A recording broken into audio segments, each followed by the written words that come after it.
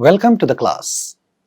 Today we are going to talk about tenses and aspects and forms of verbs in English. We want to underline, rather we are going to underline how important it is to look at different forms of tenses, different forms of verbs, and how it works in a sentence in English.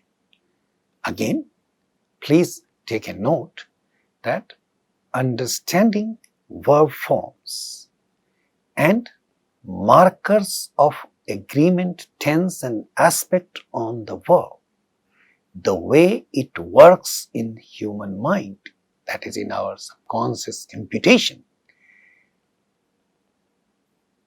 If we understand that process, it's going to help us achieve the level of desired accuracy in English sentences, and therefore that amount of accuracy, that level of accuracy will take us to confidence, which will build communicative confidence in us in speaking. So today I would like to underline these things to you in a particular way, in simplified way, so that you can see the mechanics underlying that and work on application of that when you use them in a sentences. One way to practice and understand its uses in sentences is to take a note of some bare sentences, check the tenses in those sentences, and then see whether what we discuss here works effectively on that part or not. We are going to look at these things in little bit more details for today with simple sentences. We are going to be using some of the sentences which are not used in a context, but this is just for the purpose of making things simpler so that you can see the underlying mechanism. We will also use some of these sentences in the context, which will happen a little later. So let's look at what are tenses. So action and events, a verb denotes a particular action, and what we want to know is those actions happen in a particular time, in a particular way. It is the information about the time of that action which is coded in tense, and the state of that event is described by aspect. So three things are important here: verb as it is, the forms of the verbs, and the information about tense, which basically tells us about time, and the state of the event, which comes out through aspects. So these are the things that we need to understand. So let's look at two things.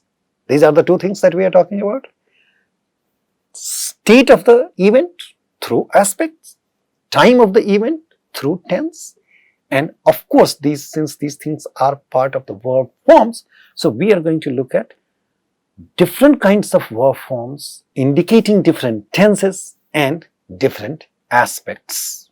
Let's start looking at that. So there are three tenses: present, past and future. As you can see here, present, past and future. A well-known thing. Present is talking about the time now, present is while ago, and sometimes from now, that is in future, therefore this is called future. Take a very canonical simple sentence: Ramu is in Chennai. This marker is the present tense marker, which is also known as auxiliary verb. So one more time, auxiliaries are markers of tense in our languages. Ramu, so this is an example of present tense. Ramu was in Chennai. This is another auxiliary which is marker of past tense, and Ramu will come to Chennai. This is a marker of future tense. Now, another thing to note here, if you see the difference between sentence 1 and sentence 2, and all that you see, the difference is in this sentence you have is, and in this sentence you have was. It's also a singular marker, and this is also singular because the subject is singular in this sentence, in these two sentences. So, we are specifically picking up these sentences to show you just the difference between tense and the two tenses, namely present tense and past tense. Now, if you contrast these two sentences of present and past with future, you will notice the strike difference between the two. We need to use another verb with future tense marker. So, we cannot see, look at this. In this, Raju is in Chennai. Raju was in Chennai. You don't have any other verb. But in this sentence, Ramu will come to Chennai. You need another verb with a future tense marker. We cannot simply say Raju will to Chennai. We can say Raju or Ramu will be in Chennai. So, again, we need to supply something along with the future tense marker. This is an important thing just to note and understand. So, with this we look at 3 different markers of tense. I want you to spend some time here. You need to understand that you already know these things. You are fine with these things. But there are certain things that we need to do to make these things sound better to you. For you to feel that you are on top of these things, you need to do few more things. Please take a pause here. Write down 20 sentences in English randomly, either looking at a newspaper or the sentences that come to your mind. After you start and before you stop at 20 sentences, please do not think about anything else. Just write down 20 simple sentences that come to your mind. Please don't write them in the form of a paragraph. Write them in a queue of 1, 2, 3, 4. After that, check the tense marking in each one of those sentences. Do you find these things there or not? If you find, you are okay. If you don't find, then you need to know more about tense. Underline the sentences where you don't see these things. And then keep those sentences with you and check those sentences with reference to what we are going to discuss next. And see if all 20 sentences that you have been explained through the things that we have discussed today. This will be a big time exercise for you to understand what we are discussing. But this time you need to start your exercise right from here. Okay, when we look at aspects, we are going to talk about state of the event through aspect markers. Let's understand state of the event. These could be possible names of those states. So, event is described through verbs, and these things are going to describe the state of those events in the sense that they are habitual, continuous, perfective, and perfect continuous. 4 of them. Let's see each one of them one after the other. So, when we look at indefinite, or it's also called habitual marking. What kind of a state is habitual or indefinite? These two words may not explain these things categorically, but if you look at the example, then you understand the meaning of these two words, that is indefinite or habitual, and therefore you will understand the state also. So look at these sentences. I see a car in front of that building. This is a different sentence. This is just a simple present tense marking. I am tired. I see a car in front of that building. The act of seeing is in the state of indefinite, or it's a habitual state, meaning I often see the car in front of this building. When we say I live in Chennai, I live in Mumbai, I live in Delhi, what we say is the act of me living in Chennai is an indefinite state of me living. It's a habitual thing for me to live in Chennai. This is the state which becomes clearer through this marking, though there is no marking that you see here. But so when we say I live in Chennai. Now please see, this verb has no marking. So there is no marking of any tense here, and there is no marking of any agreement, there is no marking of any aspect. We are indicating it with a phi, which is a 0. So please see that markings appear in the context of other elements in the sentence. Like we can see, if we say he, then we have to say lives. You have to bring this mark. So you see a marking here because of this, because it's third person. So you see a marking here. So it is very easy for us to say this could be a marking of third person. Otherwise there was no marking. The marking comes only when we have changed the person of the subject. Here, I live in Chennai. I is first person. There was no marking. If we say you live in Chennai, you is a second person pronoun. There is no marking on the verb. So when the marking comes only in the third person, we can say this is the marking of the person. Because there is no marking for gender in English. There is, and here it could be a marking for number because it is third person and singular. So maybe this is singular marker too, because if you make it they, then again that marking disappears. So this marking on the verb comes in present tense only when you have third person singular. So maybe that's a third person singular marker, and that cannot be the marking for tense or aspect.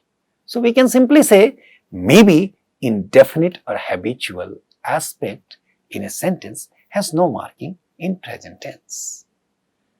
Therefore, it's possible to have no marking, but we need to understand the state of the event which is being described.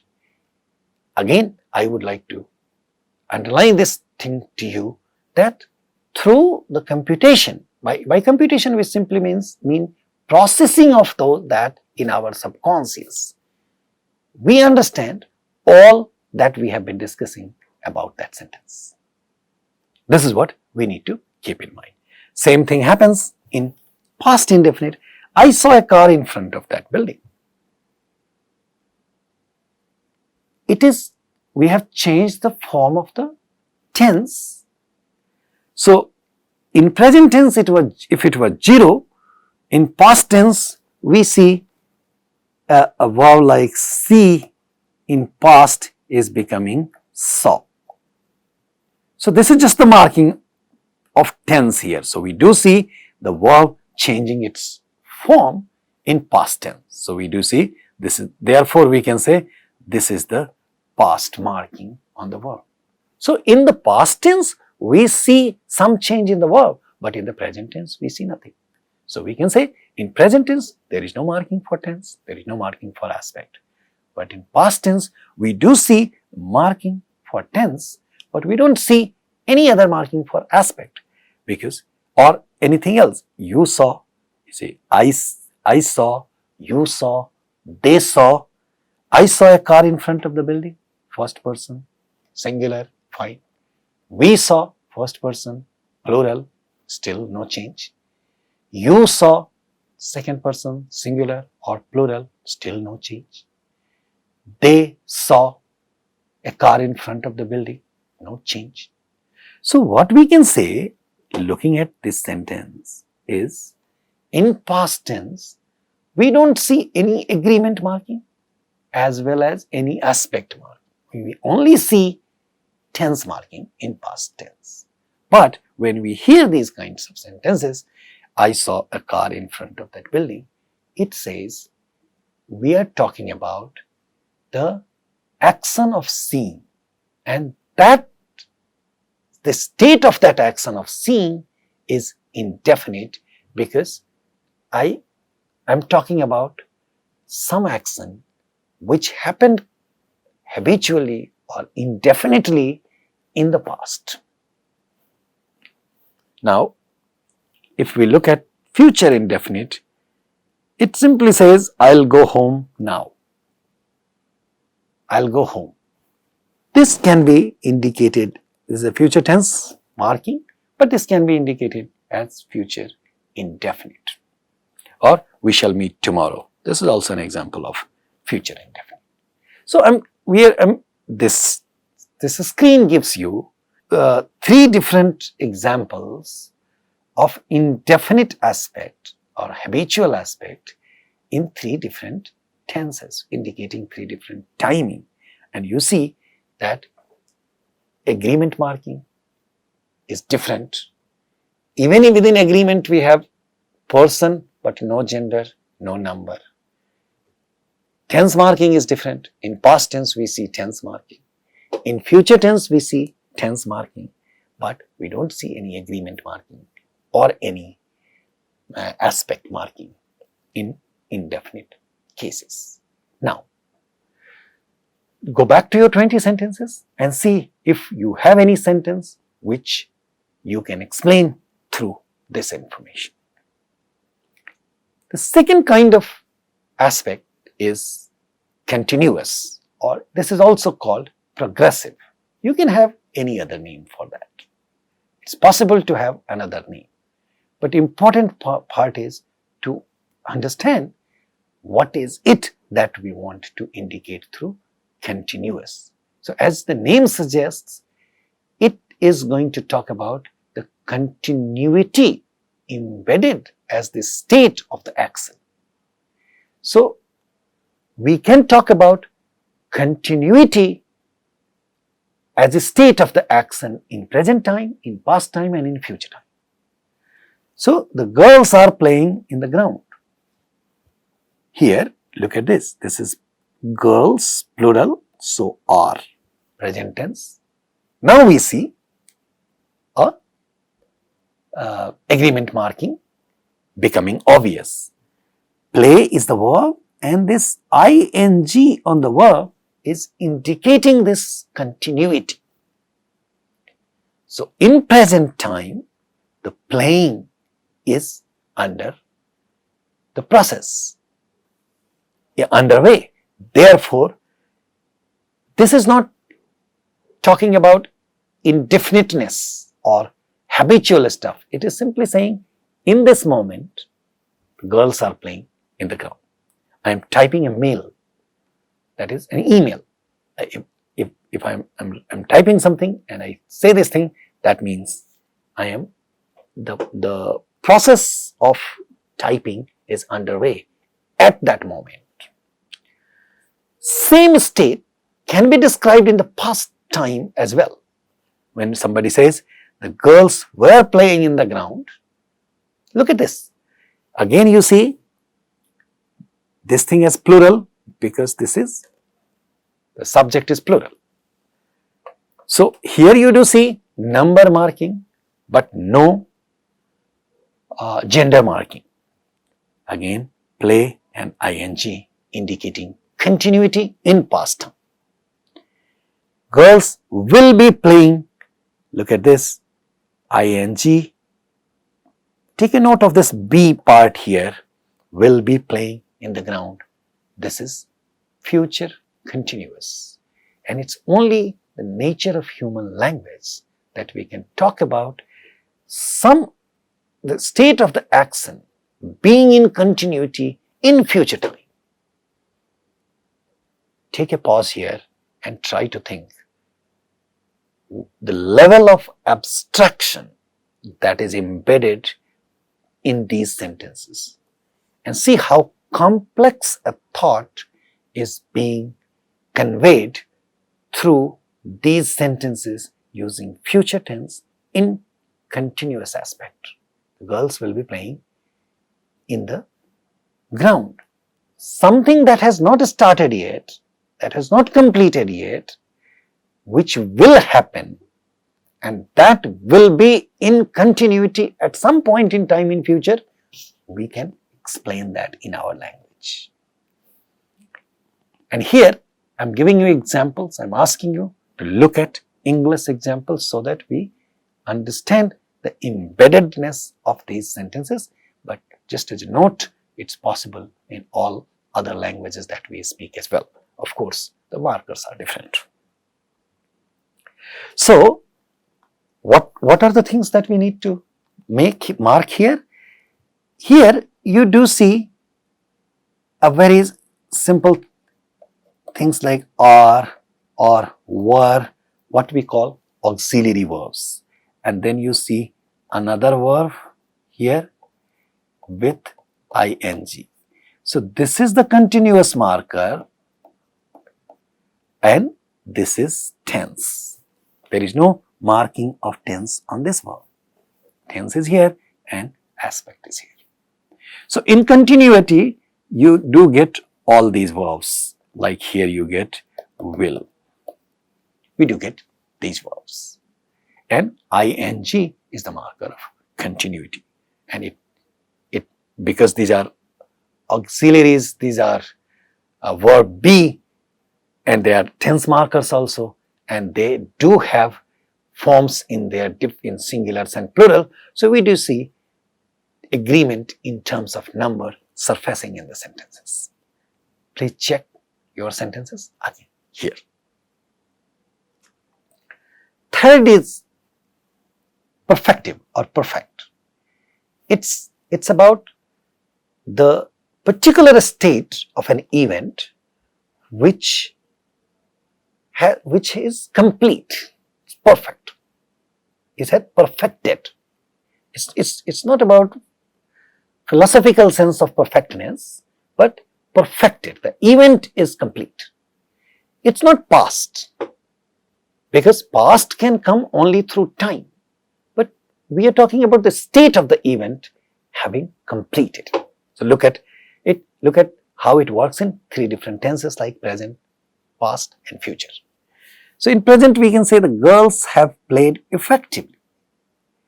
So here we use have as plural or has as singular, and then play plus this ed marker on the verb. So we say because girls plural, so we pick have, girls have played effectively. Effectively is an adverb, as you know, but here is what we need to pay attention to. This is the this gives the sense of state of perfective in present tense. In past tense, you have the past tense marker is had, and unlike present tense, there is no, the same form is used in singular as well as plural. Whether we say he had played or the girls had played, the same thing. Whether we have singular subject or plural subject, it makes, there are not two different forms of had for past tense. It's just inflected for tense. So we can say these two are markers of present tense and this is marker of past tense. And then we say played here. The girls had played effectively. In future, we use this one, have played with the future tense marker. I will have typed a mail, talking about having this, talking about the state of perfection in future time. Again, this is just the power of human language that we can talk about these complex things. So these examples show you completion in present time, completion in past. The difference between present and past is completion in present recently, completion in past little bit remote, that is beyond the present time, and future with the possibility of completion in future. This is what is perfective. You look at the underlying mechanics of how it works. We take a past tense marker, we take the verb, and we take an ed marker and get this perfective sense. Then the fourth one is perfect continuous. Completion in continuity. This is one of the most complex description of a state of an event. So the girls have been playing effectively. Look at this. We are talking about completion of a particular act, that is playing with continuity. So it gives you a sense that having that kind of action is kind of expected. So we can say girls have been playing effectively. We call that perfect continuous. I have been typing a mail, and because here we have present tense marking, so we call it present perfect continuous.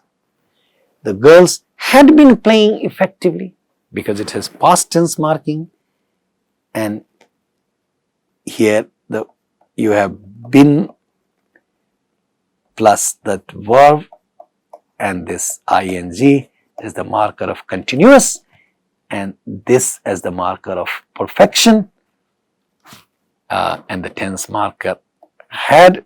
So this becomes past perfect continuous. So this is the past tense marker, this is perfective, and this is continuous.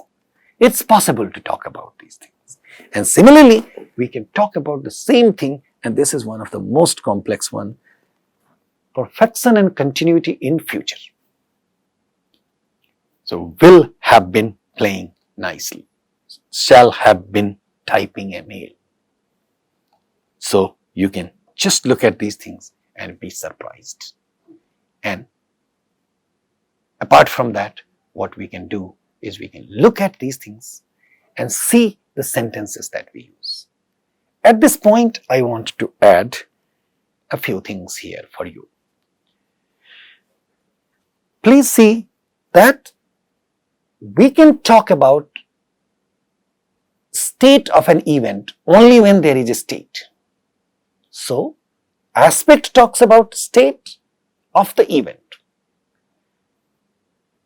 So, what follows naturally is to talk about the state, we need the event. So, therefore, we can talk about aspect marker in a sentence only when you have a verb. When you don't have a verb, there is no aspect. However, tense is separate from aspect. Tense is not aspect. Tense and aspect do come together, but they have different functions in the sentence. Tense talks about time, aspect talks about event, state of the event. So they do come together, but tense is more general. Tense can come without aspects also, but aspects have to appear only when you have the event and the tense. This is an important point to understand. So we were talking about the verb forms. There are some verbs, some certain paradigm, certain patterns underlying the forms. So we can say we have, let's say, take the example of act, live and hope. If we add ed simply, it gets converted into past tense. But keep in mind, please, that ed is marking past, but it can at times talk about something else also. For example, the same thing is an example of participle too. So there is a particular meaning of participle, and that we will discuss at some other time, but I want you to make sure that these two, this one and this one, these are two different things. They are not the same thing. They are two different things. So important part is to look at the number either 1 and 2. Third one is very important, has different function. We'll talk about that. The simple markings are these: am, are, or was, were. As you see, bear, bore and born. So what this is showing you is some irregular pattern that look, what is in present am, in past becomes was. What is bear in present, in past becomes bore. So, and there are more like become. So the point is, the regular pattern is ed, as you have seen before. Here, act, acted, live, lived, hope, hoped.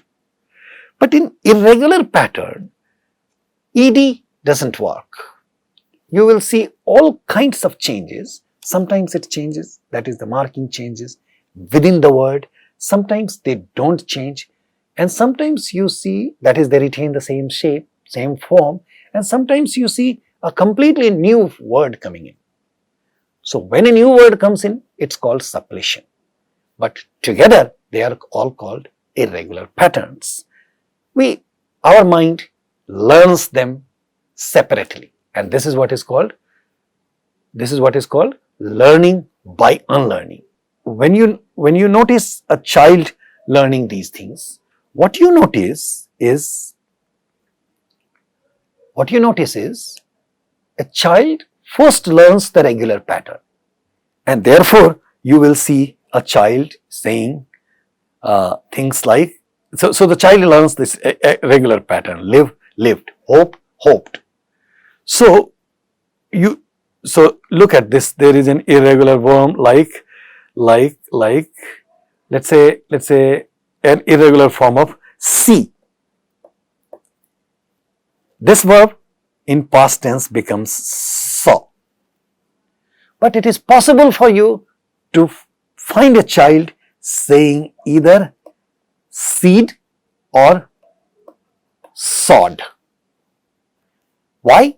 Because a child finds this as a form and this as a marker, combines together. But in the process of learning, slowly the child corrects herself and goes back to saw.